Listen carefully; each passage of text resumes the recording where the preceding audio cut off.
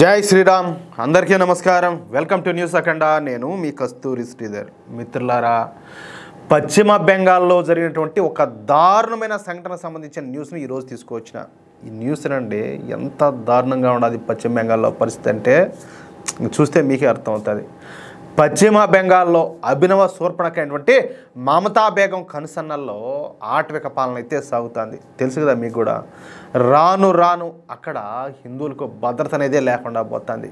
అయితే 55 ఏళ్ల వయసులో నూరుల్ ఇస్లాం అనే ఒక పోరంబోహం ఉండాకుడుకోకడు ఎవరో లేని సమయంలో ఒక మైనర్ బాలికను తన ఇంటికి పిలిపించుకొని ఇది మర్యాదగా మంచిగానే 55 ఏళ్ళ వయసుడు అంటే ఏంది, సరే పెద్దోడికి నేను ఏదో పిలిచానులే అని చెప్పి అనుకుంటారు. అందులో 12 ఏళ్ళ పిల్ల అంటే చిన్న పసిబిడ్డ, ఏం తెలుసు పాపం. ఇంటికి పిలిపించుకొని బెదిరించి అత్యాచారం చేశాడంటే ఆ తర్వాత ఆ అమ్మాయికి బలవంతంగా 100 రూపాయలు ఇచ్చి ఈ విషయం ఎవరికి చెప్పొద్దు, నువ్వు సైలెంట్గా ఉండమని చెప్పినాడు.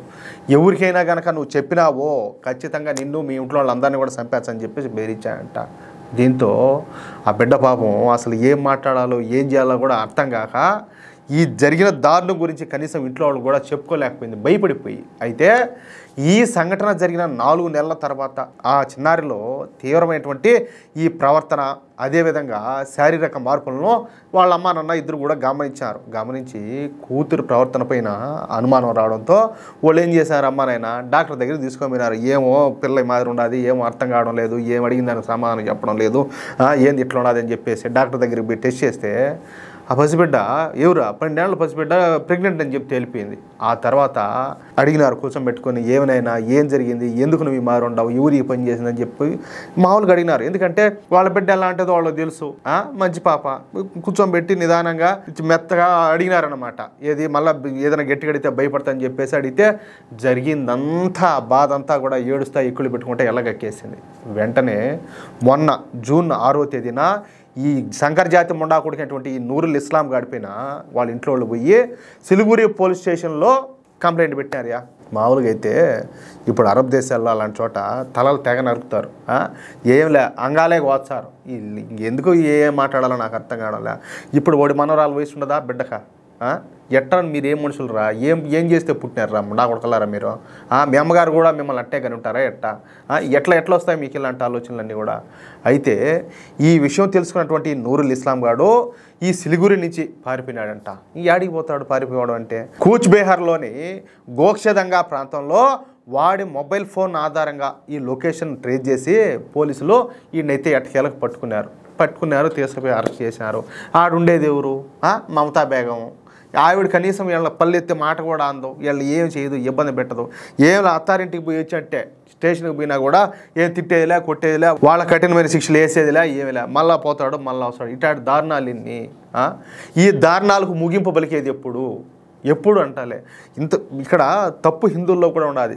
కొంచెం ఉన్న సిగ్గు, మానవ లజ్జ అనేది ఉంటే, వాస్తవంగా చెప్తున్నా, ఓపెన్గా మాట్లాడుతున్నా. ఇప్పుడు ఒకసారి చూశారు ఈ మమతా బేగం ఏ విధంగా పరిపాలన చేస్తుంది, దాని ఆలోచనలు ఎట్లుంటాయి, దాని పరిపాలన తీరు ఎట్లుంటుంది అని చెప్పి అన్నీ తెలుసుకొని మళ్ళీ రెండోసారి ఎట్లా ఓట్లు వేసారు, రెండోసారి మళ్ళీ గెలిపించుకున్నారా. ఇప్పుడు ఈ బాధలన్నీ భరించాలి కదా. చెబుతున్నా, రేపు మళ్ళీ పశ్చిమ బెంగాల్లో జరగబోయేటటువంటి అసెంబ్లీ ఎన్నికల్లో పొరపాటున ఈ తృణమూల కాంగ్రెస్ని కానీ గెలిపించారా, ఈ మమతా బేగం మళ్ళీ అధికారంలోకి వస్తుంది. ఈసారి అధికారంలోకి వచ్చిందంటే పశ్చిమ బెంగాల్ బంగ్లాదేశ్ అవడం ఖాయం. దీంట్లో మాత్రం మరో మాటకు తావే లేదు, ఆలోచించాల్సిన అవసరం కూడా లేదు. అంతకంటే ఘోరం, అంతకంటే దరిద్రం కాశ్మీర్ను మనం భవిష్యత్తులో చూస్తాం. రేపు మళ్ళీ మమతా బేగం కానీ గెలిచిందంటే ఖచ్చితంగా మరో కాశ్మీర్ అవుతుంది పశ్చిమ బెంగాల్. దాంట్లో మాత్రం డౌటే లే. అంత దారుణంగా ఉండే పరిస్థితులు. ముందు మన ఆలోచనలో మార్పు వస్తే, నిజానికి అబద్ధానికి మనం తేడా తెలుసుకోగలిగితే, ఎవరు మంచోళ్ళు కాదు, ఏ నాయకుడు ఎలాంటోడు, ఏ నాయకురాలు ఎలాంటిదో ముందు మనం తెలుసుకుంటే మనం బాగుపడతాం. లేదంటే మళ్ళీ బానిస బతుకులే. ఇంతకంటే దరిద్రం ఇంకొకటి ఉంటుంది అంటారా స్వామి. 12 ఏళ్ల పసిబిడ్డ ఆడుకుంటా స్కూల్కి పోతా ఉండాల్సిన పసిబిడ్డ పోయి అత్యాచారానికి గురి ప్రెగ్నెంట్ అయిందంటే ఇంతకంటే దారుణం, ఇంతకంటే దౌర్భాగ్యం ఏమన్నా ఉంటుందా? అలాంటి దానికోసం మనం బతుకుతుంది. అలాంటివి చూసే దానికోసం అంటాలే. ఎవడికి కావాలా బతుకు? దానికోసమేనా ముండమోపుకి ఓట్లు వేసింది? ఇప్పటికన్నా మారకపోతే ఎగమలుకొని గెలుపుకుమని చెప్పి మన మొహాన మనమే ఊసుకోవాలి. అది మా బతుకు జడ అని అర్థమవుతుందా? చూద్దాం ఇంకేం జరుగుతుందో, ఏడాదాకా తీసుకుపోతుందో. ఇప్పటికే ప్రపంచ దేశాల్లో ఈ జిహాదీల జనాభా విపరీతంగా పెరిగిపోతుంది. కొన్ని దేశాల్లో అయితే ఆ దేశ పౌరులు ఎవరైతే ఉంటారో వాళ్ళకంటే అక్రమవలసదారుల సంఖ్య విపరీతంగా పెరిగిపోతుంది. సేమ్ టు సేమ్ పశ్చిమ బెంగాల్లో లాగానే.